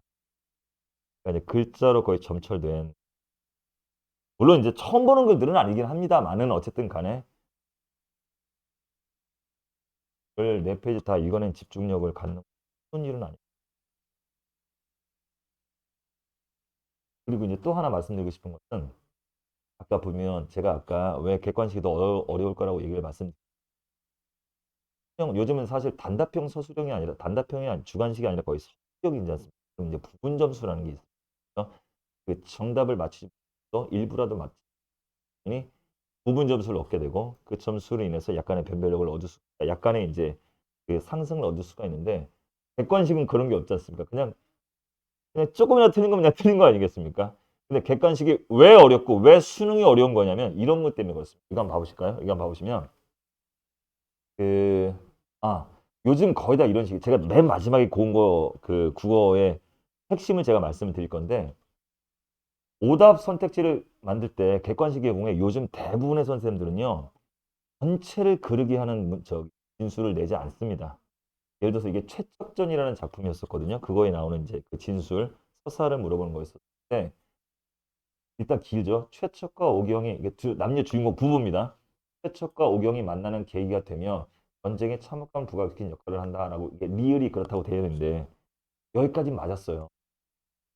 근데 뒷부분 딱 하나 틀렸습니다. 전쟁에 참혹한 부각시킨 역할. 오브 하나 부분이 그래서 오답입니다. 그러니까 이게 제가 무슨 말씀 드리는지 아시겠습니까? 그러니까 객관식은 얼마든지 단어 하나, 문장 하나 또는 조사 하나, 도 이거 하나 때문에 정답이 오답이 될 수 있고 오답이 정답이 될 수 있다는 얘기죠. 그리고 그거는 그때 부분 점수라는 게 또 없지 않습니까? 그래서 이렇게 일단 분석을 해드렸거든요. 그러니까 쉽게 말할게요. 어렵습니다. 까다롭습니다. 공부.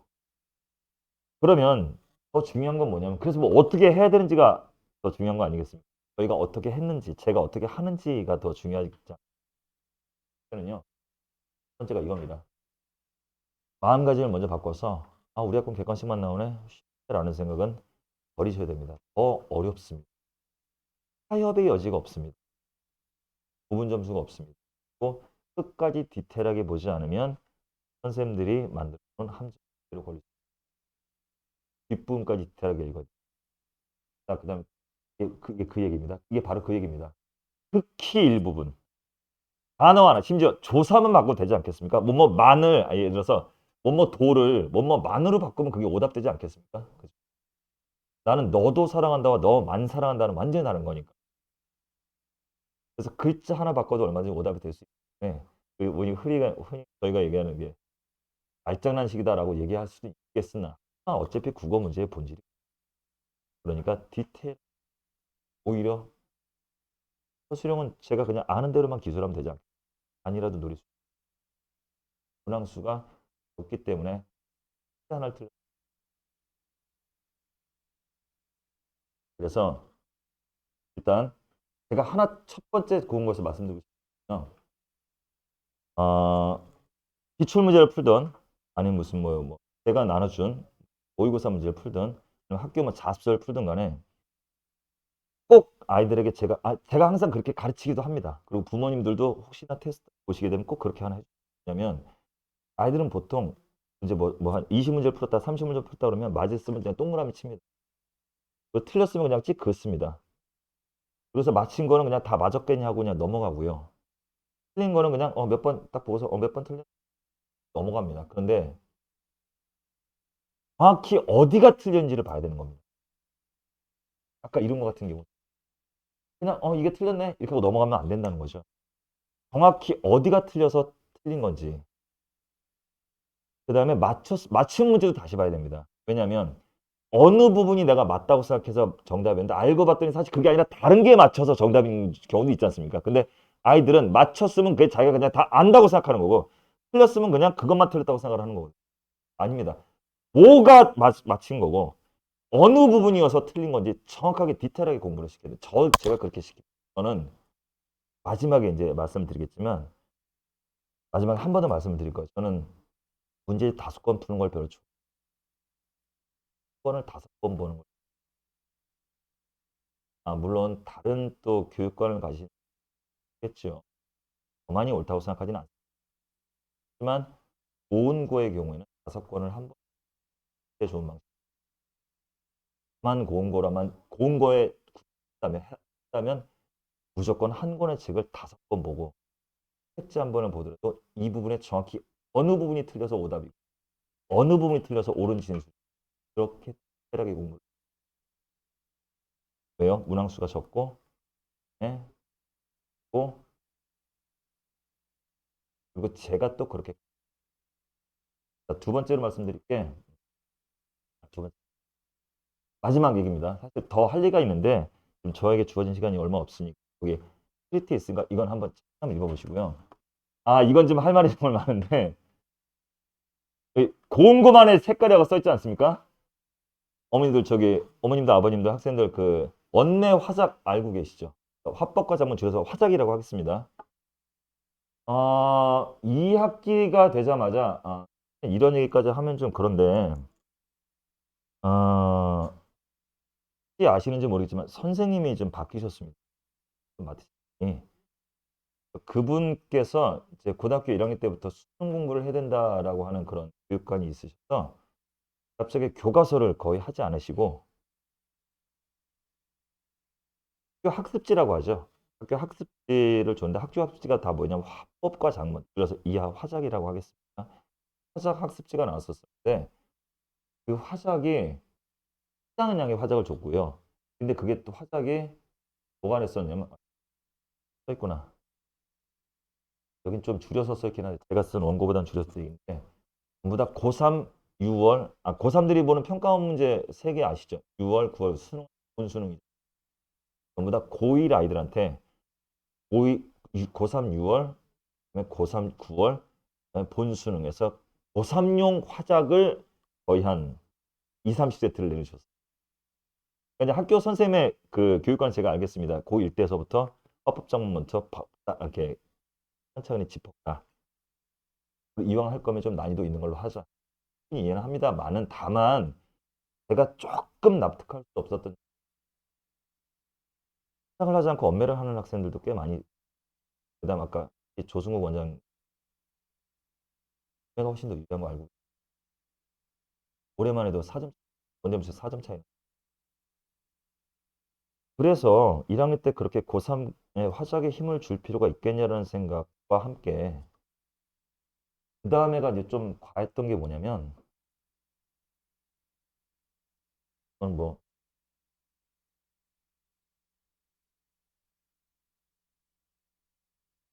어떤 게 뭐냐면 제가 있는 원고를 말씀드릴게요. 원고를 말씀드리면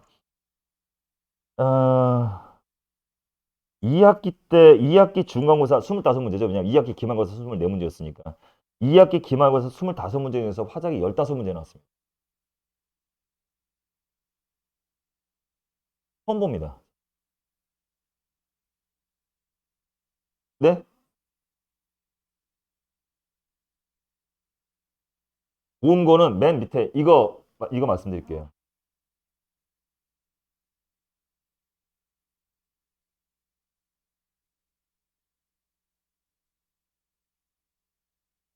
제가 이거 하나만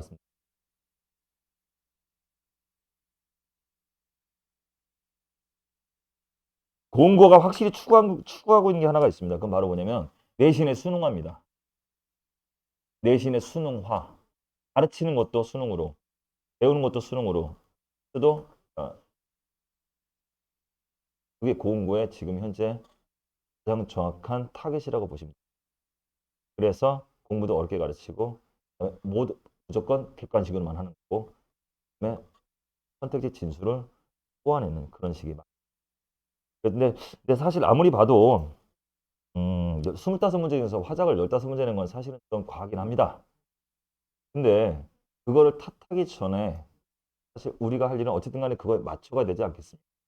그래서 제가 작년에 한 방식 중에는 이거 자랑 하나만 하고 물러나겠습니다. 이거 하나만 한 방식은 그래서 그 기존 학교 프린트 그리고 선생님께서 문제도 창작도 하셨어요. 화작의 경우에. 기출 변형만 한 게 아니라 창작도 하셨어요. 노력 많이 하시는 거죠. 그 점을 높이 살려만 합니다. 그래서 그 학습지에는 화작은 당연히 여러 번 돌려줬고요. 그 다음에 고2용, 그 다음에 고1용까지 돼서 전국모의고사 이런 것들을 제가 계속 나눠줬어요. 그래서 쉽게 말하면 보기 잡는 법을 제가 계속 키워요. 어떤 차이냐. 보기를 제가 직접 보통 내신은 그렇게 생각을 하죠. 보기를 직접 잡아서 구워서 넣어줄 테니 먹어라. 그게 저희들이 하던 내신입니다. 근데 요즘 내신은 그렇지 않습니다. 요즘 내신은 수능과 똑같거든요. 고공고는 내신의 수능화를 추구하고 있으니까 이제는 낚싯대만 주고서 아이들 배에 태우고서 어디에 가서든 네가 물고기를 잡아와라. 고기를 직접 잡는 법을 배워야 합니다. 그래서 제가 수능 수업 때 평소에 그러니까 사주만 가지고는 절대 되지 않습니다. 평소 수능 수업할 때 열심히 제가 수업하는 방식도 아마 이 친구는 알 텐데 항상 제가 질문 많이 던져요.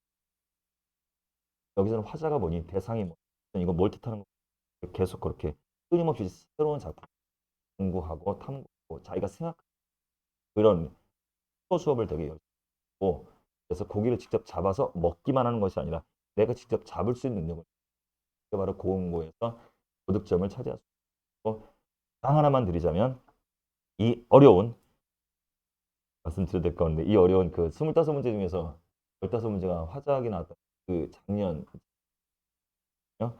저희 학원 지금도 제가 가르치는 김모준이라는 학생이 딱 한 문제 틀려서 96점 맞아서 전교 1등 했어요. 결국은 전교 4등에서 1등급은 맞았습니다. 기말고사 때는 근데 조금 쉬워져서 하나 틀렸는데 그 점수가 이제 전교 한 6등 정도가 돼서 합산을 해서 결국 전교 4등에서 2명 1등은 맞죠. 마지막 정리를 해드리면요. 그래서 좋은 겁니다. 내신도 수능처럼 가르칩니다. 그리고 그렇게 아이들도 배워야 하고 공부해야 됩니다. 일단 두 번째, 사주 가지고는 안 됩니다. 그 교과서에 있는 문제는 풀 수 있겠죠. 근데 그 교과서에서 응용된 문제나 외부 지문이나 이런 아까 화법과 작문 같은 창작 문제는 절대 풀 수가 없어요. 수업 시간, 평소 수능 공부 시간에. 두 번째, 제가 말씀드렸습니다. 객관식 위주의 문제를 내는 학교의 경우에 공통적인 목표입니다. 5권의 문제집을 한 번에 보면서 오답만 체크할 것이 아니라 한 권의 문제집을 풀더라도 정확히 이게 왜 옳은 진술이고 여기가 이게 어느 부분이 정확히 그른 진술, 디테일하게 5번을 보는 연. 양보다 질의 공부. 저는 그게 가장 중요하다고 생각하고 제가 추구하는 방법 중에 하나고 그게 제가 추구하는 방식이 다 옳다고 생각하지는 않습니다만 고응고에 있어서만큼은 옳은 방법이다. 뭐 질문도 받았으면 좋겠지만 그렇게까지 할 시간 어쨌든 간에 제가 너무 부담만 드린 것 같긴 한데 근데 하지만 어쨌든 우리가 헤쳐나가 제가 충분히 좋은 점수도 되는 권력도 있어. 이들에게 여기 아이들이나 아버님 어머니들이 이런 정도의 제가 지금 문법 같은 고정문법은 사업이 안 나오는 그런 얘기도 있어요. 어쨌든 간에 내신이 모든 걸 결정하는 지금 시대에서 고응고 같은 정말 변별력이 있는 그런 정말